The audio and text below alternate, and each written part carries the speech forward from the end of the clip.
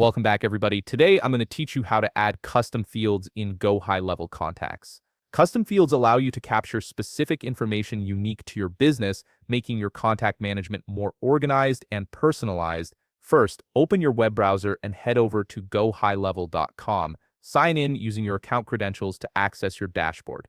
Once you're logged in, you'll see the main interface where all your tools and features are located.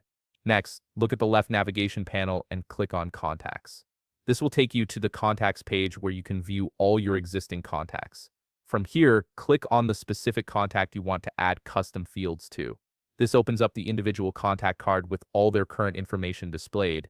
Now, under the contact card, look toward the top area of the screen. You'll notice a gear icon, which is your gateway to customization options. Click on this gear icon and you'll be directed to the Contact Fields menu. This is where you can modify what information appears on your contact cards. In the Contact Fields menu, direct your attention to the upper right corner of your screen. Here you'll find a button labeled Plus Add Field. Click on it to begin creating your new custom field. This feature is essential because it lets you tailor your contact database to match your specific business needs. A pop-up menu will appear presenting you with different field type options. You can select from text input, values, choosing options, or others depending on what kind of information you need to collect. Each type serves a different purpose, whether you're capturing simple text, numerical data, or multiple choice selections. Once you've made your selection, click Next on the bottom right part of the menu to proceed. You'll now see the field name section where you need to fill in the necessary details.